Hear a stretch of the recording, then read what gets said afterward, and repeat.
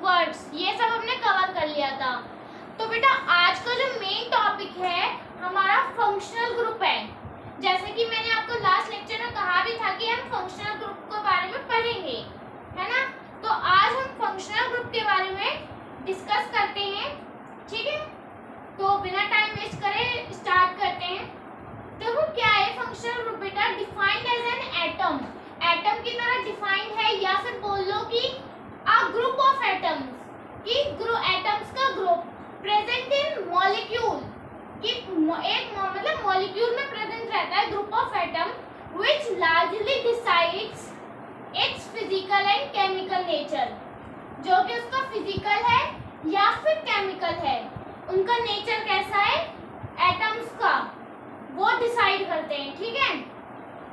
तो the element replacing hydrogen is called heteroatom, जो element hydrogen को रिप्लेस करते हैं उसको हम क्या कहते हैं, हेटेरोएटम।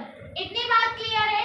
एक बार दोबारा बता दीजिए, defined as an atom, atom की तरह डिफाइंड और a group of atoms present in molecule, molecule में प्रेजेंट होती है, which largely decides its physical and chemical nature, जो कि उसका फिजिकल और केमिकल नेचर डिसाइड करता है, ठीक है।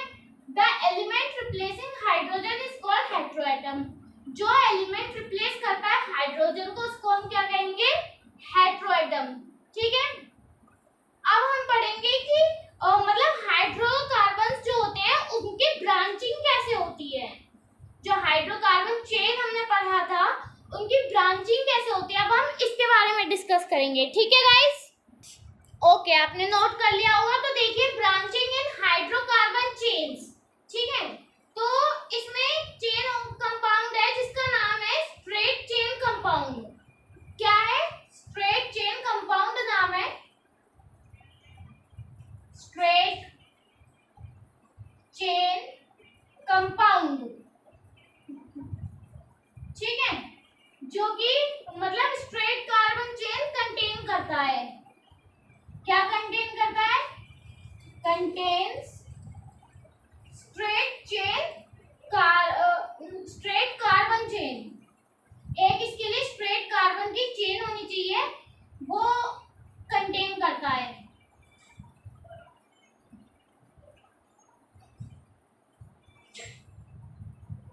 Straight carbon chain, straight chain compound, ठीक है। क्या कंटेन करता है, स्ट्रेट कार्बन चेन। जैसे एग्जाम्पल आपके पास हो गया मीथेन, मीथेन CH4, याद है ना कि हाइड्रोजन रिप्लेस होके कार्बन की जगह ले लेता है। इतनी बात तो याद होंगी। जैसे कि आप लोगों ने पिछले लेक्चर्स में देखा भी होगा कि कैसे ये जो है एक्सचेंज हो जाती है इनकी, और ये उसमें चेंज हो जाते हैं, मीथेन और प्रोपेन, हेक्सेन, ये सब आपने देखे ही होंगे। ये ब्रांच चेन हाइड्रोजन कार्बन है जिन्हें हम स्ट्रेट चेन हाइड्रोजन का हाइड्रोकार्बन्स भी बोलते हैं, ठीक है। नेक्स्ट बेटा हमारा आता है साइक्लिक कंपाउंड। क्या आता है नेक्स्ट हमारा, साइक्लिक कंपाउंड। साइक्लिक कंपाउंड क्या है बेटा, इसका स्ट्रक्चर ना रिंग लाइक स्ट्रक्चर होता है, जैसे रिंग होती है ना उसकी तरह स्ट्रक्चर होता है। तो यहाँ पे आप लिख सकते हो रिंग लाइक स्ट्रक्चर, जिससे आपको याद भी रहे कि रिंग लाइक स्ट्रक्चर होता है साइक्लिक कंपाउंड का, ठीक है। और ये ना एक रिंग में अरेंज रहती है, रिंग की तरह अरेंज रहती है, और जो कार्बन एटम्स है ना बेटा इसमें अरेंज रहते हैं रिंग की तरह, जो जैसे रिंग में मोती वगैरह रहते हैं ना अंदर, वैसे ही क्या कहते हैं इसमें भी साइक्लिक कंपाउंड में भी ये भी एक रिंग की तरह होती है। तो जो कार्बन एटम्स होते हैं ना, एटम्स जो कार्बन के होते हैं वो उस रिंग में अरेंज रहते हैं, ठीक है, उसे हम कहते हैं साइक्लिक कंपाउंड, ठीक है। देखो इसी में दो कंपाउंड है जिनका नाम है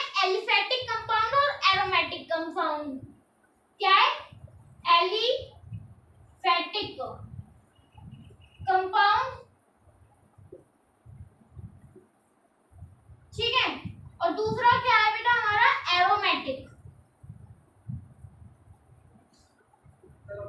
एरोमेटिक कंपाउंड, ठीक है। अब ये एलोफेटिक और एरोमेटिक क्या होते हैं बेटा, ये हमें सोचना पड़ेगा, समझना पड़ेगा कि एलिफेटिक और एरोमेटिक क्या होते हैं, कौन से कंपाउंड्स होते हैं, ठीक है। चलिए तो इनके बारे में डिस्कस करेंगे अभी। तो बेटा एलिफेटिक की बात होती है, एलिफेटिक कंपाउंड कौन से होते हैं, दे कंटेन रिंग ऑफ 3 और मोर देन 3 कार्बन एटम।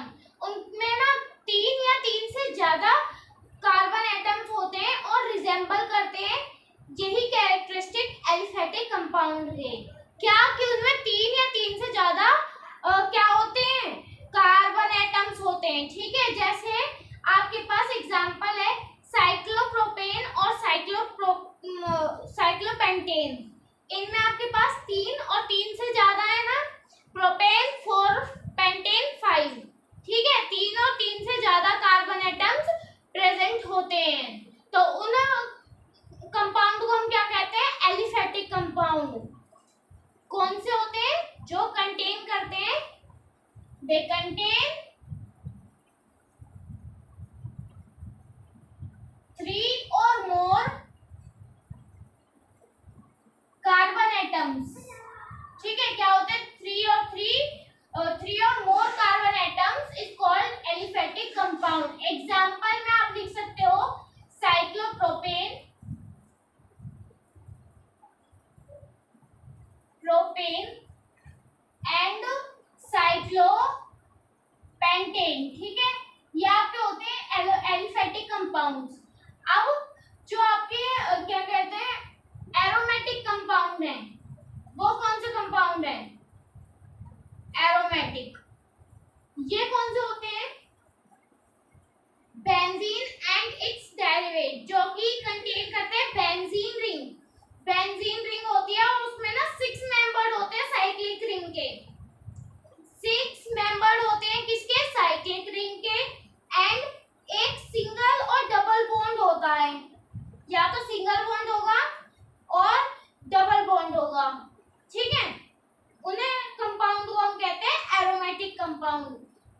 मतलब जो कि बेंजीन रिंग और 6 मेंबर्ड साइक्लिक रिंग कंटेन करते हैं और उनके पास सिंगल और डबल बॉन्ड होता है, या तो सिंगल बॉन्ड कर लेंगे सकते हैं वो, या फिर डबल बॉन्ड कर सकते हैं, कुछ भी कर सकते हैं, उनकी मर्जी। तो उन कंपाउंड को हम कहते हैं एरोमेटिक कंपाउंड। एरोमेटिक कंपाउंड्स क्या कंटेन करते हैं वो, they contain benzene, benzene ring और 6 मेंबर्ड साइक्लिक रिंग होती है, 6 मेंबर्ड साइक्लिक रिंग होती है। और एंड हैविंग वन क्या होती है, वन सिंगल या फिर डबल बॉन्ड, हैविंग सिंगल और डबल बॉन्ड, और double bond DOUBLE double bond are called, उन्हें हम क्या कहते हैं, कंपाउंड को बेटा aromatic compounds, aromatic compounds, AROMATIC, ठीक है। एरोमेटिक कंपाउंड जो कि बेंजीन रिंग कंटेन करते हैं और 6 मेंबर साइक्लिक रिंग होती है और single bond and double bond होता है इनके बीच में, ठीक है। उन्हें हम कहते हैं एरोमेटिक कंपाउंड। अब इतना क्लियर है। देखो क्या कहते हैं, ब्रांचिंग इन हाइड्रोकार्बन चेन में स्ट्रेट चेन कंपाउंड, जो कि स्ट्रेट कार्बन चेन मतलब कंटेन करते हैं। एग्जांपल है मीथेन, ठीक है। साइक्लिक कंपाउंड बेटा जो कि रिंग लाइक स्ट्रक्चर होते हैं, ठीक है। अब इसमें क्या कहते हैं, मैंने आपको बता ही दिया था कि 2 कंपाउंड होते हैं, एलिफेटिक और एरोमेटिक। एलिफेटिक कौन से होते हैं, जो 3 या 3 से ज्यादा कार्बन एटम क्या कहते हैं उसमें होते हैं, ठीक है। और एरोमेटिक बेंजीन रिंग कंटेन करते हैं और 6 मेंबर्ड साइक्लिक रिंग होती है, या फिर और क्या कहते हैं इनमें क्या होता है, सिंगल या फिर डबल बॉन्ड, हम कुछ भी ले सकते हैं। वैसे बॉन्ड ये दोनों ही होते हैं, सिंगल भी होता है डबल भी होता है। उन कंपाउंड को हम कहते हैं एरोमेटिक कंपाउंड। आई थिंक इतना क्लियर होगा। नोट कर सकते हैं। आगे हम बहुत इंटरेस्टिंग चीजें पढ़ने वाले हैं, ठीक है, जल्दी से कीजिए। चलिए, आपने नोट कर लिया होगा। नेक्स्ट टॉपिक है आइसोमेरिज्म। बेटा आइसोमेरिज्म को आप देखो, ग्रीक वर्ड इसमें क्या होता है, ग्रीक वर्ड्स में देखें अगर हम, तो आइसो का बेटा मतलब होता है सेम या फिर इक्वल, सेम और इक्वल, ठीक है। और बेटा मेरिज्म का मतलब होता है अपार्ट, अपार्ट, सेम अपार्ट या फिर इक्वल अपार्ट, ठीक है। आइसोमेरिज्म का ग्रीक वर्ड्स है ये, ठीक है। अब इसका मतलब डेफिनेशन देखते हैं कि दो या दो से ज्यादा ऑर्गेनिक कंपाउंड एक सेम मॉलिक्यूलर फॉर्मूला कंटेन करते हैं। बेटा दो या दो से ज्यादा ऑर्गेनिक कंपाउंड होंगे, उनके पास सेम मॉलिक्यूलर फॉर्मूला होंगे, but different properties are known as isomers. मतलब दो या दो से ज्यादा ऑर्गेनिक कंपाउंड होंगे, बट उनका फॉर्मूला जो मॉलिक्यूलर फॉर्मूला होगा वो सेम होगा, पर डिफरेंट प्रॉपर्टीज होंगी, उन्हें हम क्या कहते हैं, आइसोमेर्स। और इसी फेनोमेना को हम क्या कहते हैं बेटा, आइसोमेरिज्म। मतलब इन्होंने बोला टू और मोर ऑर्गेनिक कंपाउंड, ठीक है, दो या दो से ज्यादा ऑर्गेनिक कंपाउंड इनके पास होंगे, उसके बाद ये क्या करेंगे, उसका सेम मॉलिक्यूलर फॉर्मूला होगा। पॉइंट में बात लिखो, पॉइंट में समझ में आएगा, ठीक है। सेम मॉलिक्यूलर फॉर्मूला, ठीक है, but different properties,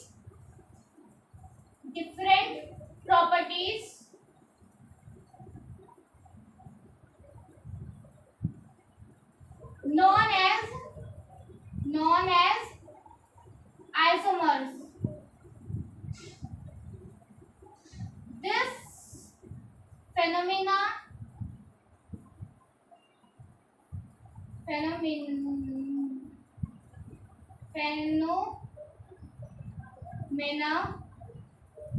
is known as isomerism. समझ में आ गया?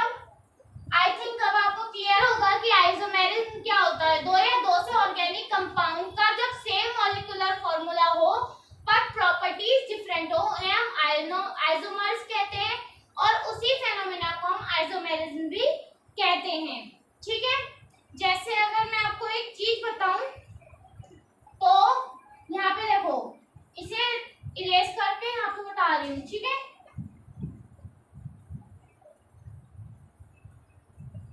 ये सब आपने नोट कर लिया होगा। अब देखो C3H7Cl है, C3H7Cl, ठीक है। अब इसको हमें आइसोमर्स बनाना है, ठीक है। तो हमने जहाँ पे हाइड्रोजन की जगह भी हम क्या लिखते हैं, वही लिखते हैं, तो C, ठीक है।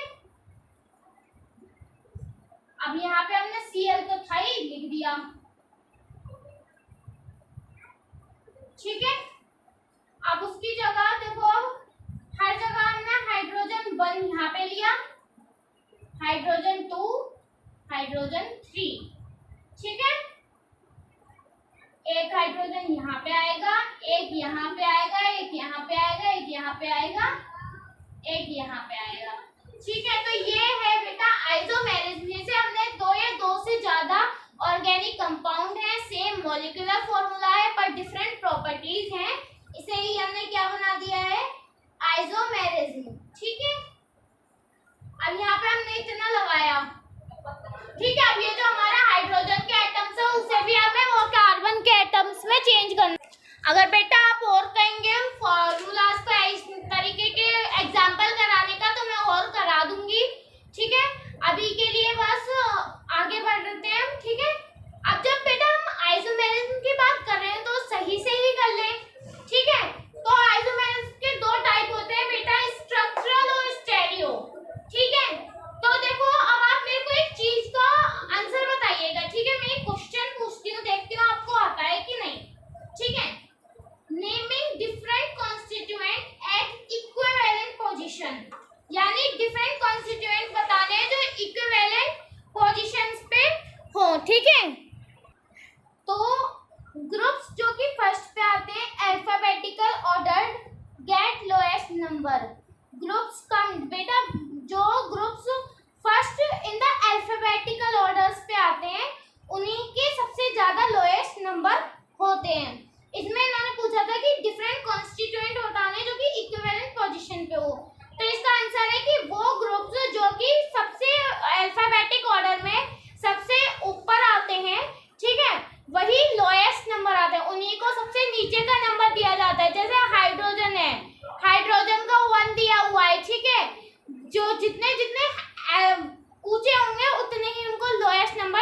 जाएंगे, ठीक है। अब हम प्रेफरेंस ऑर्डर देखते हैं, ठीक है। प्रेफरेंस ऑर्डर में हमने देखा था फंक्शनल ग्रुप। फंक्शनल ग्रुप में अब हम देखेंगे डबल और ट्रिपल बॉन्ड, ठीक है। और तीसरा होता है सब्स्टिट्यूएंट, ठीक है। प्रेफरेंस उसमें ऑर्डर में क्या होते हैं, 4 टाइप के होती हैं चीजें। बेटा देखो ये 4 चीजें हैं जो प्रेफरेंस ऑर्डर में होती है, functional group, double bond, triple bond और सब्स्टिट्यूएंट, ठीक है। होप सो आपको इतना मैंने समझाया, नोट कर भी दिया होगा और समझ में भी आया होगा। अब हम बेटा केमिकल प्रॉपर्टीज पढ़ेंगे कार्बन कंपाउंड की, ठीक है। कार्बन कंपाउंड्स की क्या केमिकल प्रॉपर्टीज होती हैं, ठीक है। उसके बाद इसमें हम क्या कहते हैं बेटा, कंबशन के बारे में भी पढ़ेंगे कि कंबशन रिएक्शन होता क्या है, ठीक है। तो अभी चलिए हम सबसे पहले कार्बन की क्या देखेंगे, कार्बन कंपाउंड की केमिकल प्रॉपर्टीज। इसकी बेटा सिर्फ 4 केमिकल प्रॉपर्टीज हैं, ठीक है। Number 1 is combustion. आपने अपने प्रीवियस क्लासेस में कंबशन के बारे में पढ़ा भी होगा, इसमें हम दोबारा क्लियरिफाई कर लेंगे और अच्छे से पढ़ेंगे, ठीक है। देखो कंबशन जो है सारे टाइप्स के हाइड्रोकार्बन, सारे जितने भी टाइप्स के हाइड्रोकार्बन होते हैं सब में ही रहता है। It occurs in all types of hydrocarbons। मैंने HC लिख दिया, आप पूरा लिखिएगा। सेकंड है ऑक्सीडेशन। ऑक्सीडेशन क्या होता है, हमने ऑक्सीडेशन पढ़ा भी था जिसमें ऑक्सीजन का ऐड होना। इसमें सैचुरेटेड और अनसैचुरेटेड आते हैं हाइड्रोकार्बन्स। कौन से आते हैं, सैचुरेटेड और अनसैचुरेटेड, ठीक है। अब नेक्स्ट है बेटा हमारा सब्स्टिट्यूशन।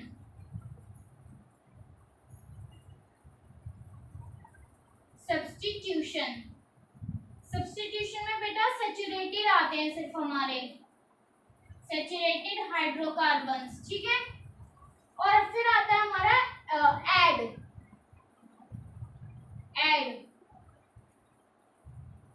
उसमें आते हैं बेटा हमारे सिर्फ और सिर्फ अनसैचुरेटेड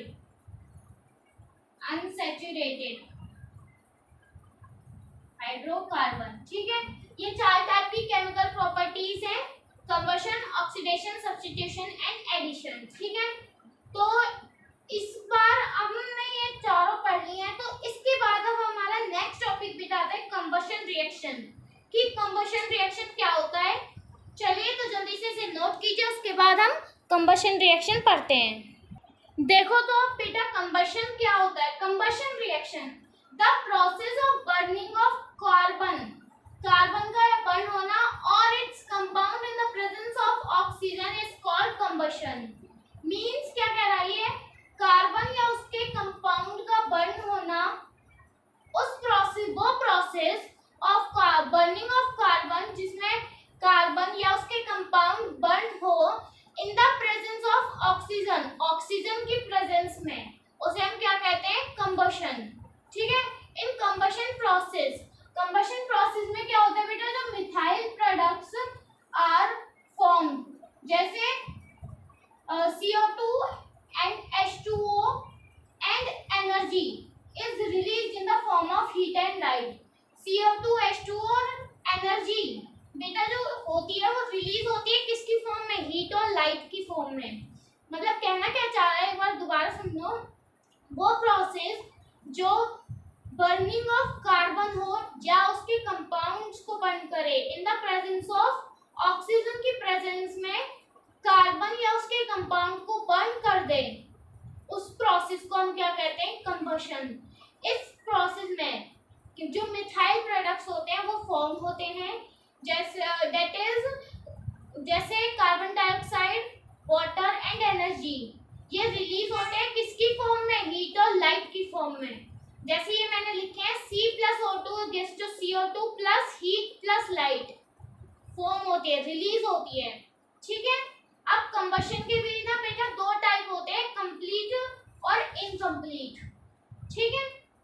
कंप्लीट कंबशन और इनकम्प्लीट कंबशन।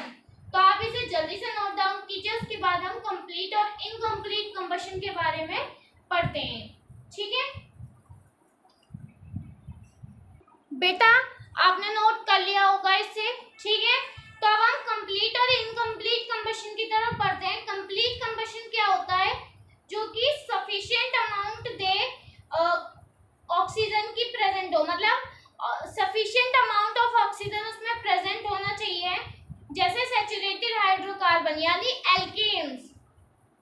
ठीक है, वो है तो वो जनरली एयर में ही बर्न होते हैं विद ए ब्लू नॉन सूटी फ्लेम। क्या कह रहा है ये कि ये एयर में बर्न होते हैं, ब्लू नॉन सूटी फ्लेम होता है। सैचुरेटेड हाइड्रोकार्बन कंपैरेटिवली लो होते हैं oxygen in air. In oxygen मतलब ऑक्सीजन जब मिलता है उन्हें एयर में तो वो लो हो जाते हैं सैचुरेटेड। जैसे इन्होंने इसमें एग्जांपल दिया है बेटा कि मतलब इक्वेशन दी है कि CH4 plus 2O2 gives to CO2 plus 2H2O। ये इन्होंने इसमें कंप्लीट कंबशन की क्या दी है बेटा? इक्वेशन दी है कि इसमें कंप्लीट कंबशन हो रहा है। कंप्लीट कंबशन कब होता है बेटा? कि sufficient amount of oxygen present होना चाहिए। सैचुरेटेड हाइड्रोकार्बन है, जनरली वो बर्न होते हैं नॉन सूटी फ्लेम में। ठीक है, ये एग्जांपल दिया है इन्होंने। अब इनकम्प्लीट कौन से होते हैं? इनकम्प्लीट में ना बेटा लिमिटेड होती है अमाउंट, किसकी? ऑक्सीजन की लिमिटेड अमाउंट होती है प्रेजेंट। अब जैसे अनसैचुरेटेड हाइड्रोकार्बन से, ठीक है, अनसैचुरेटेड हाइड्रोकार्बन से जैसे एल्कीन्स और एल्काइंस, वो बर्न होते हैं एयर में किसके साथ? येलो सूटी फ्लेम। बेटा याद रखिएगा, कंप्लीट कंबशन जो है वो ब्लू सूटी फ्लेम में होते हैं और इनकम्प्लीट येलो सूटी फ्लेम में होते हैं बर्न। ठीक है, अब जिन्हें हम येलो सूटी फ्लेम को हम ये भी कह देते हैं बेटा कि प्रोड्यूसिंग ब्लैक स्मोक, जो काला धुआं बनाता है, ये कहते हैं ना काला धुआं बनाना।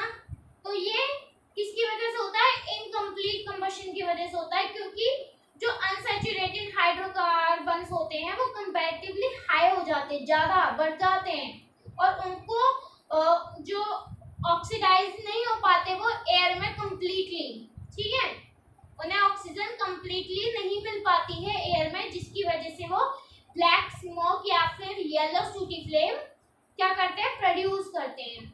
इतनी बात आपको कंबशन की समझ में आई होगी। अब हम कुछ डिफरेंट कार्बन के कंपाउंड के देखेंगे कि वो बर्न कैसे होते हैं डिफरेंट कैरेक्टरिस्टिक्स के साथ। ठीक है, तो आप इसे जल्दी से करते हैं हम लोग कवर।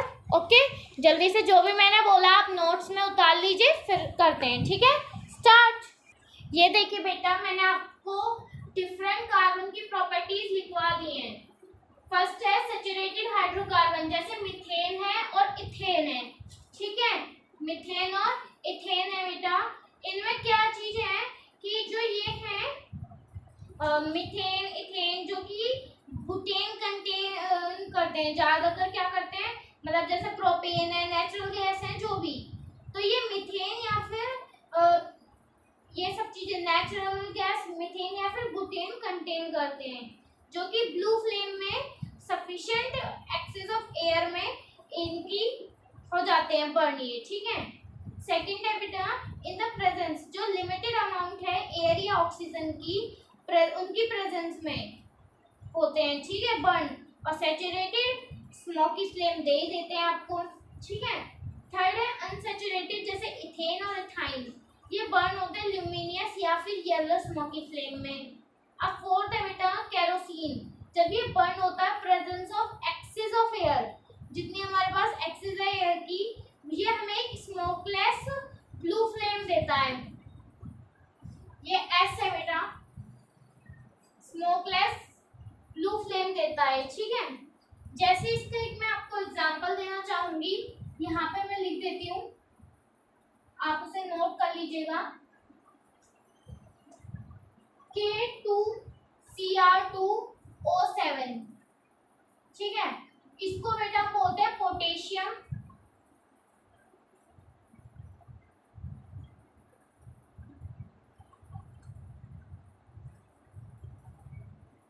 एसिफाइड बोलते हैं बेटा, एसिफाइड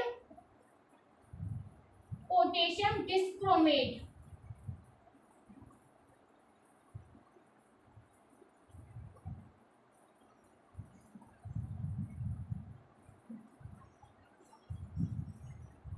मैं यहाँ पे लिख देती हूँ एसिफाइड पोटेशियम डिस्क्रोमेट। इसको बेटा याद रखिएगा, इसे बहुत कम लोग बताते हैं। ये मैंने आपको बता दिया K2Cr2O7 को एसिफाइड पोटेशियम डिस्क्रोमेट कहते हैं। ठीक है गाइस, तो आज के लिए बेटा इतना ही। ठीक है, नेक्स्ट वीडियो में हम सब्स्टिट्यूशन रिएक्शन, ऑक्सीडाइजिंग एजेंट और 2 कार्बन के इम्पॉर्टेंट कंपाउंड्स है वो भी कवर अप करेंगे और उसकी फिजिकल प्रॉपर्टीज भी देखेंगे। ठीक है, तो आज की वीडियोस में बस इतना ही। होप सो आपको समझ में आ रहा होगा। ठीक है, अगर आपको कुछ भी डाउट होता है तो बेटा आप मुझसे कमेंट सेक्शन में पूछ लीजिए करें। ठीक है, मैं आपको डेफिनेटली उसका आंसर दूंगी ही दूंगी। ठीक है, तो नेक्स्ट वीडियो में सब्स्टिट्यूशन कवर कर लेंगे हम। और हाँ गाइस, मैं एज सून एज पॉसिबल अपने 11th का बैच शुरू करने वाली हूँ इसी यूट्यूब चैनल पर। ठीक है, मेनली मैं मिड ऑफ जुलाई या स्टार्टिंग ऑफ जुलाई वीडियोस डालना शुरू कर दूंगी। ठीक है, तो जो भी अगर आपको अच्छी लगे, अगर किसी को हेल्प की जरूरत हो तो आप मेरी वीडियो उसमें से देख सकते हैं। So thank you guys, bye bye, have a nice day.